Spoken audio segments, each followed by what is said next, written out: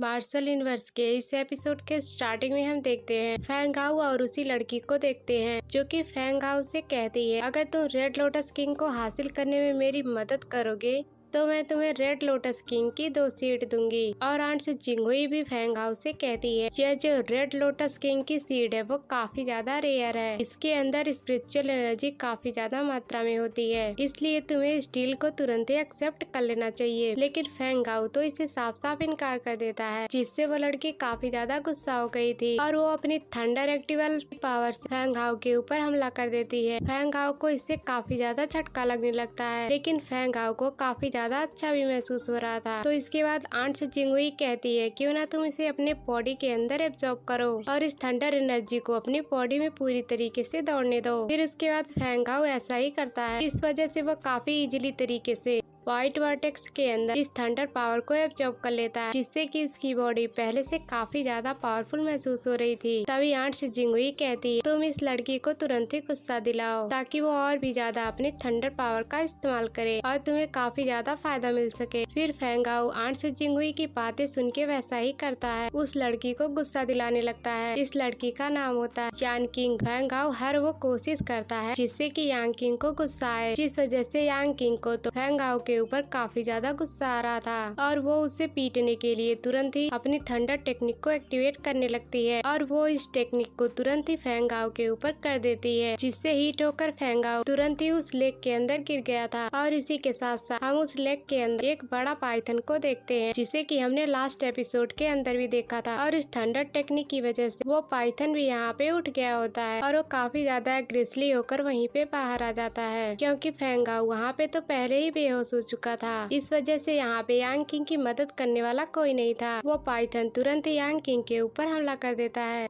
यांग king तो इस Python के अटैक को काफी ज्यादा मुश्किल तरीके से डोज कर रही होती है। असल में इस पाइथन को कंट्रोल करना यांग किंग के बस में नहीं था, जिस वजह से वो हार मान लेती है। कि तभी वो पाइथन यांग किंग के ऊपर हमला कर पाता, कि तभी वहीं पे फैंग हाउ पहुँच जाता है और एक ही अटैक में तुरंत ही उस पाइथन को पीछे गिरा देता है। पर वो पाइथन फिर से हमला करने की कोशिश करता है, जिस वजह से फैंग हाउ अपने थंडर फिस्ट का इस्तेमाल करते हुए उसे अच्छी तरीके से बचा देता है। फिर उसके बाद यांग किंग एक स्माइल करती है और फिर यहाँ से सीन शिफ्ट होता है और हमें उसी लिटरेरी को दिखाया जाता है, जो कि एक आयरन आर्म के बच्चे को पकड़ने की कोशिश करते हैं। और वो लोग कहते हैं ये भी काफी ज्यादा रेयर और इससे भी हमें काफी ज्यादा फायदा हो सकता है। पर उन लोगों की नजर पहाड़ पे हो रहे फाइट के ऊपर जाती है और वो लोग उसी तरफ जाते हुए कहने लगते हैं, शायद वो लड़की जिसके पास ट्रेजर मैप है और वो लड़का वहीं पे होना चाहिए, चलो उसी तरफ चलते हैं। और फिर यहाँ से सीन शिफ्ट होता है, फिर हमें फैंग हाउ और यान किंग को दिखाया जाता है, जहाँ पे फैंग हाउ कहता है, मिस क्या तुम ठीक हो, क्या तुम्हें किसी हेल्प की जरूरत है। यह सुनने के बाद यांग किंग कहती है, असल में मुझे तुम्हारी मदद की जरूरत ही नहीं है, अपनी ताकत का इस्तेमाल करते हुए मैं उस पाइथन को हराने वाली थी, पर बीच में तुम आ गए। पर फैंग हाउ समझ जाता है कि वो ये सब गुस्से में कह रही थी। फैंग हाउ पहले तो उसकी बॉडी को पूरी तरीके से हील करता है, जिस वजह से यांग किंग खुश हो गई होती है और उसके बाद वो दोनों वहाँ से जाने लगते हैं। जहाँ पे जाते हुए यांग किंग उससे काफी सारी बातें करती है, पर चुपचाप फैंग हाउ उसकी सारी बातों को सुन रहा था। पर वो अचानक से पीछे मुड़ते हुए कहता है, क्या हुआ, क्या तुम्हें कोई इलाज की जरूरत है। यह सुनने के बाद यांग किंग गुस्से में कहती, मैंने कब कहा कि मुझे इलाज की जरूरत है, क्या तुम्हारा दिमाग हमेशा ही खराब रहता है। डांट सुनने के बाद दोनों वहाँ से जाने लगते हैं। यांग किंग फिर से उससे कहती, अगर तुम मेरी मदद करते हो तो मैं तुम्हें 2 सीट्स यकीनन दूंगी। तो फैंग हाउ कहता है, मैं तुम्हारे ऊपर यकीन कैसे करूँ। तो यान किंग कहती है, क्या तुम्हें लगता है मैं बाद में पलट जाऊंगी, पर ऐसा नहीं है। रेड लोटस किंग के अलावा जो भी चीज वहाँ पे मिलेगी वो सभी चीजें तुम्हारी हो जाएगी। फिर उसके बाद फैंग हाउ इस बात को एक्सेप्ट कर लेता है। फिर उसके बाद यहाँ से सीन शिफ्ट होता है, फिर हमें उन्हीं लुटेरों के ग्रुप को दिखाया जाता है, जहाँ पे वो सभी प्लानिंग करने लगते हैं कि किस तरह से वो सभी फैंग हाउ को पकड़ेंगे और यांग किंग को भी। फिर हमें कि आगे बढ़ रहे होते हैं कि तभी अचानक से यांग किंग रुक जाती है। फिर फैंग हाउ पूछता है कि आखिरकार तुम्हें हो क्या गया। तो फिर यांग किंग कहती है, कुछ भी नहीं। फिर उसके बाद यांग किंग के सूज के ऊपर हम कुछ खून को लगे लड़के हुए देखते हैं। फिर उसके बाद वो दोनों आगे बढ़ने लगते हैं कि तभी अचानक से उन दोनों के ऊपर हमला हो जाता है, जो कि उस लुटेरों के ग्रुप ने किया था, और तुरंत ही उन्हें कई सारे मेंबर घेर लेते हैं। फिर उसके बाद लुटेरों का लीडर कहता है, ट्रेजर मैप हमारे पास सौंप दो और मैं तुम दोनों की जान यहीं पे बख्श दूंगा। फिर यांग किंग कहती, अगर तुम लोगों के पास हिम्मत है तो तुम लोग हमसे छीन लो। फिर उसके बाद तुरंत ही उन लोगों के बीच फाइट स्टार्ट हो जाता है, जहाँ पे फेंगाओ भी फाइट कर रहा होता है और वो इस बार अपने थंडर एलिमेंट का इस्तेमाल कर रहा होता है। यह देखने के बाद वो भी काफी ज्यादा शॉक हो जाता है। फिर उसके बाद आंट से जिंगुई कहती है, तुम्हारी व्हाइट वर्टेक्स की वजह से है, जो कि किसी भी एलिमेंट्स को एब्जॉर्ब और यूज कर सकती है। यान किंग और फेंगाओ मिलकर एक साथ उन सभी वॉरियर्स को डिफीट कर रहे होते हैं, पर फेंगाओ लुटेरों के लीडर से फाइट करता है, जो कि फेंगाओ से काफी ज्यादा पावरफुल था, जिससे कि फेंगाओ को काफी ज्यादा मुश्किलें हो रही थी। और कुछ ही देर फाइट होने के बाद ये लोग उन लोगों से हार जाते हैं और वो लोग चाहकर भी इन लोगों को एक साथ नहीं हरा सकते थे। फिर फेंगाओ यान किंग से कहता है, तुम यहाँ से भाग जाना, क्योंकि मेरे पास यहाँ से भागने का एक और रास्ता है। चाहे कुछ भी हो जाए तुम मेरी चिंता मत करना। और यान किंग भी ऐसा ही करने लगती है कि तभी वहीं पे एक पावरफुल बीस्ट आ जाता है, जो कि था आयरन आर्म जॉइंट टैप, शायद उसी बच्चे की मदर थी, और तुरंत ही यांग किंग के ऊपर हमला कर देती। अगर वो अटैक यांग किंग को लगती तो वो तुरंत ही खत्म हो जाती, पर वो तुरंत ही वहाँ से भागने लगती है। फिर भी वो जॉइंट उसका पीछा कर रहा था, तो यांग किंग को समझ में नहीं आता कि वो उसका पीछा क्यों कर रही है। फेंगाओ उस जॉइंट टैप को काफी ज्यादा रोकने की कोशिश करता, पर वो उसके हाथों में नहीं था। उसके बावजूद भी वो उसे रोक नहीं पाता और वो सोचता है क्यों ना यहाँ से भागा। फिर उसके बाद यांग किंग के साथ वो वहाँ से भागने की कोशिश करता है और जॉइंट टैप उसके पीछे पहुँच जाता है।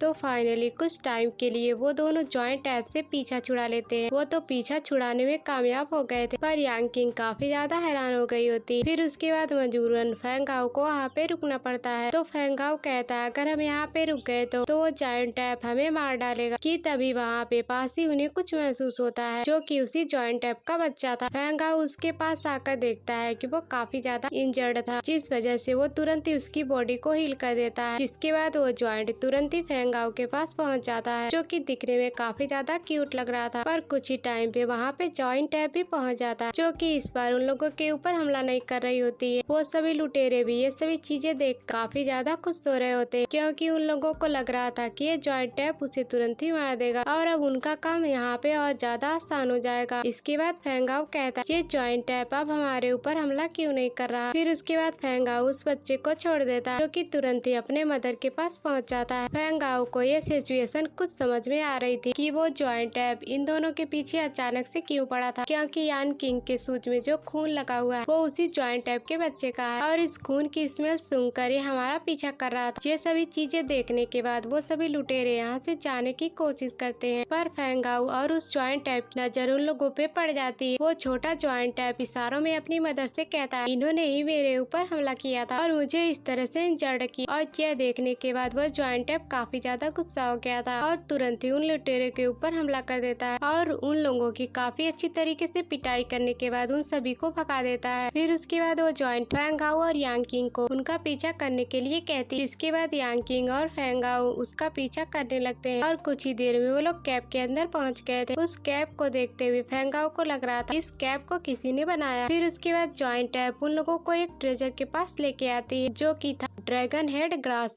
उसके बाद आंट से जिंगुई कहती है, ड्रैगन हेड ग्रास अगर 100 साल पुराना हो तो वो काफी ज्यादा पावरफुल होता है और ये पूरी तरीके से मैच्योर होता है, लेकिन दुख की बात तो ये कि ये 1.5 साल पुराना, हमें इसे नहीं लेना चाहिए, हमें इसे मैच्योर होने देना चाहिए। इसे सुनने के बाद फेंगाओ कहता है, कुछ ना होने से तो कुछ होना ही अच्छा है, और वहीं पर वो उस ड्रैगन ग्रास को उखाड़ लेता। फिर यांग किंग की तरफ देखते हुए कहता है, क्या तुम्हें ये चाहिए। यह सुनने के बाद यांग किंग कहती है, वैसे तुम इसे रख सकते हो, इससे भी ज्यादा कमाल इंग्रेडिएंट्स तो मेरे पास मौजूद है। और वहीं पर ढूंढते ढूंढते यांग किंग को एक टेक्निक मिल जाती है, जो कि काफी ज्यादा पावरफुल टेक्निक होती है। इस टेक्निक को फेंगाओ को देते हुए कहती है, अगर तुम इस टेक्निक को प्रैक्टिस करते हो तो फाइट के अंदर तुम्हारी पावर काफी ज्यादा इंक्रीज हो सकती है, और इसी के साथ साथ अगर तुम अपने थंडर फिस्ट को इस्तेमाल करते हो, इसकी पावर इतना ज्यादा इंक्रीज हो सकती है तुम सोच भी नहीं सकते। और फिर फेंगाओ यांग किंग से पूछता है तुम इतनी पावरफुल टेक्निक मुझे क्यों दे रही हो। यह सुनने के बाद यांग किंग कहती है मेरी जो थंडर टेक्निक है ये इससे भी ज्यादा बेस्ट है, मुझे इस तरह की टेक्निक की जरूरत नहीं है। फिर उसके बाद फेंगाओ जब इस टेक्निक को चेक करता है तो उसे पता चलता है कि असल में इस टेक्निक को रिफाइन करने के लिए गोल्डन एलेक्जर की जरूरत है, पर फेंगाओ को गोल्डन एलेक्जर के बारे में ज्यादा नॉलेज नहीं था। फिर उसके बाद यांग किंग उसे समझाते हुए कहती है गोल्डन एलेक्जर असल में 3 तरह की होती है और उसमें भी उसे 3 लेवल में डिवाइड किया गया है। फेंगाओ फिर से पूछता है मैं इस टेक्निक को रिफाइन करने के लिए गोल्डन एलेक्जर कहाँ से लाऊं, जिसे रिफाइन करने के लिए मीडियम ग्रेड की एक गोल्डन एलेक्जर की जरूरत है। यह सुनने के बाद यांग किंग कहती है तुम इसकी चिंता मत करो क्योंकि मेरे पास ये चीज पहले से ही मौजूद। वो अपने पास से तुरंत एक गोल्डन एलेक्जर स्टोन को निकालते हुए फेंगाओ को दे देती है, जिसे देखने के बाद फेंगाओ काफी ज्यादा खुश हो गया था। फिर उसके बाद वो उससे पूछता है क्या तुम मुझे इसे ऐसे ही दे सकती हो। तो फिर यांग किंग कहती है तुम इसके बारे में चिंता मत करो, बस तुम इस टेक्निक को प्रैक्टिस करने में ध्यान दो। फेंगाओ तुरंत ही उस गोल्डन एलेक्जर को लेकर वहीं पे उस टेक्निक को प्रैक्टिस करने लग जाता है, जहाँ पे यांग किंग उसे देखते हुए कहती है असल में इस टेक्निक को रिफाइन करने के लिए सबसे पहले एसेंस पिल को गैदर करने की जरूरत है, फिर इसके बाद एसेंस पिल इस टेक्निक के साथ मिलाकर रिफाइन करने की जरूरत है, जो कि काफी ज्यादा हार्ड काम है और इसी के साथ साथ काफी ज्यादा पेनफुल भी है। और यह सुनते ही जिंगहो भी काफी ज्यादा परेशान हो रही थी। फिर हम हाउ फेंग को देखते हैं जो कि कुछ ही देर में पिल एसेंस को भी कलेक्ट करने में कामयाब हो गया था और इसी के साथ साथ उस पिल एसेंस को भी ऑब्जर्व करने में लग जाता है, जिससे कि फेंगाओ को काफी ज्यादा टाइम लगने वाला था। और इसी के साथ साथ यांग किंग भी तुरंत ही बाहर आ जाती है और बाहर आने के बाद उसे पता चलता है जो रेड लोटस किंग है वो पूरी तरीके से पक चुका है और इसी के साथ साथ वो बाहर आते हुए पूरी तरीके से तैयार होती है और वो काफी ज्यादा परेशान हो रही होती कि फेंगाओ की कल्टीवेशन अभी तक कंप्लीट क्यों नहीं हुई। कि तभी हम वहीं पे एक पावरफुल थंडर फिस्ट को निकलते हुए देखते हैं और फिर इसके बाद फेंगाओ इस टेक्निक को प्रैक्टिस करने में भी कामयाब हो गया होता है और इसके बाद फेंगाओ उस टेक्निक को करने के बाद अपने थंडर फिस्ट का इस्तेमाल किया था, जो कि पहले से काफी ज्यादा पावरफुल हो चुका था। और फिर फेंगाओ को देखकर यांग किंग काफी ज्यादा खुश होती है और उसे जल्द से जल्द यहाँ से चलने के लिए कहती है। अगर वो ज्यादा देर कर देती है तो वो लोटस किंग उन लोगों के हाथों से जा सकता था। और इसके बाद वो लोग रेड लोटस किंग के पास पहुंच जाते हैं, जो कि निकलने वाला था। वो प्लेस पूरी तरीके से लावा से कवर था कि तभी वहाँ पे 2 पावरफुल स्पिरिचुअल बीस्ट आ जाते हैं, जिसको वो दोनों चाह कर भी हरा नहीं सकते। फिर उसके बाद वो दोनों बीस्ट रेड लोटस किंग के लिए फाइट करने लगते हैं। फिर उसके बाद फेंगाओ कहता है ये लोग रेड लोटस किंग के पास पहुँचे, इनकी फाइट खत्म होने से पहले हमें रेड लोटस किंग को हासिल कर लेना चाहिए, हमें यहाँ से निकल जाना चाहिए। और वो दोनों ऐसा ही करते हैं और काफी ज्यादा ढूंढने के बाद उन्हें रेड लोटस किंग नहीं मिलता।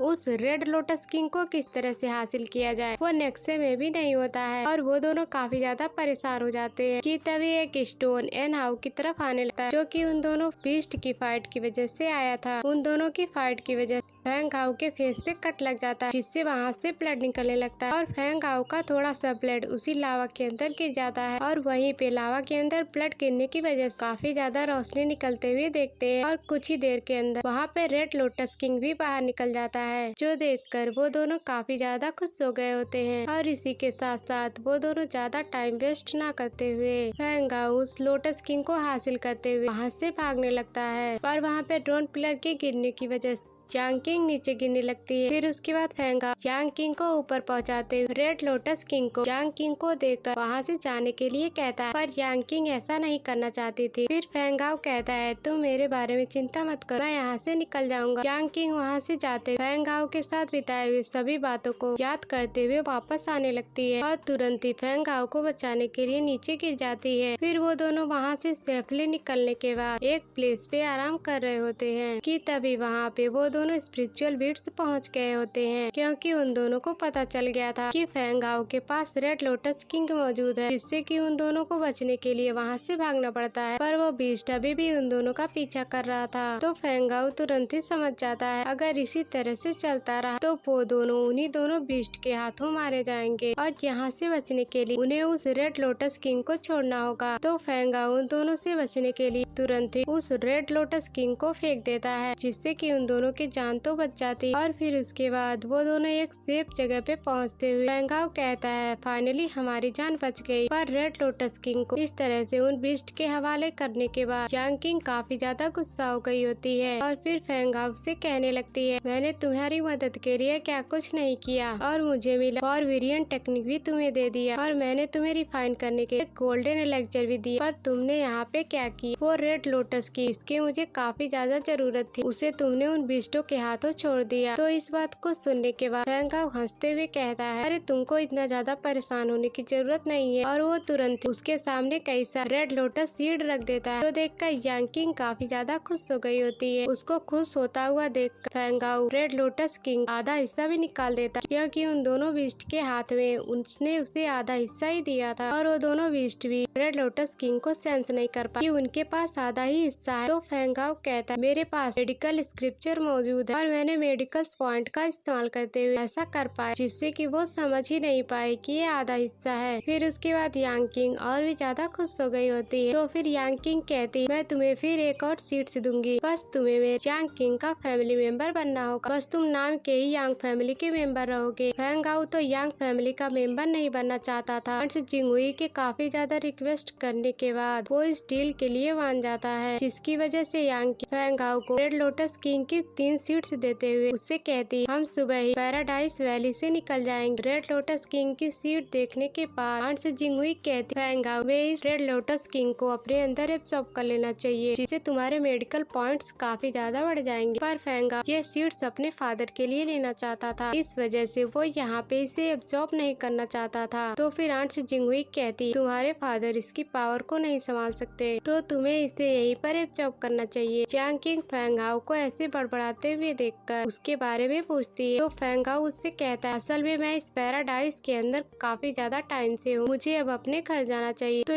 यांग किंग कहती है क्या तुम अनाथ नहीं हो? तो इसका मतलब तुम मुझे माफ कर, मेरा कहने का ये मतलब नहीं था, तुम इस प्लेस पे अकेले कैसे आ सकते हो? ये सुनने के बाद फेंगाओ उससे कहता है दरअसल मैं यहाँ पे गलती से पहुँच गया और इसके बारे में बात करने की जरूरत नहीं है, मैं यहाँ पे पहुँच पाया और यहाँ पे रेड लोटस किंग की सीट हासिल कर पाया। मेरे फादर और मेरी मदर इसे जान के काफी ज्यादा खुश होंगे। फिर उसके बाद यांग किंग ये सुनते हुए काफी ज्यादा उदास होते हुए कहती है मेरे फादर मेरे लिए काफी ज्यादा स्ट्रिक्ट है और मुझे कभी भी घर से नहीं निकलने देते, मैं दरअसल यहाँ पे चुपके से आई थी। तो फिर फेंगाओ कहता है मेरे फादर भी काफी ज्यादा सख्त, लेकिन वो मेरे हर एक फैसले पे सपोर्ट करते हैं और इसी के साथ साथ मेरे फादर ने मुझसे कहा था इस दुनिया में सबसे पावरफुल लोग वही है जो कि कमजोर की हिफाजत करता हो। और इसकी इमोशनल बातें सुनकर यांग किंग भी इमोशनल हो गई होती है। फिर उसके बाद फेंगाओ वहीं पे बैठ के रेड लोटस किंग की एक सीट रिफाइन कर लेता है, जिसमें कि उसकी मेडिकल पॉइंट्स होती है जो कि काफी ज्यादा इम्प्रूव हो गया होता है। और आंट से जिंगुई भी ये देख के काफी ज्यादा खुश हो जाती है। फिर यहाँ से सीन शिफ्ट होता है और हमें सुबह का सीन दिखाया जाता है, जहाँ पे यांग किंग अपने आसपास फेंगाओ को नहीं पाती तो काफी ज्यादा गुस्सा होती है। पर तभी वहाँ पे फेंगाओ पहुँच जाता है और कहता है मैं पास ही कुछ हर्ब्स को ढूंढने के लिए गया था ताकि मेरी मेडिकल पॉइंट और भी ज्यादा इम्प्रूव हो सके। तो यांग किंग कहती तुम्हें इंग्रेडिएंट्स की जरूरत हो तुम्हें मुझे बोलना चाहिए था, चलो मैं आज तुम्हें एक ऑप्शन हाउस के अंदर ले चलती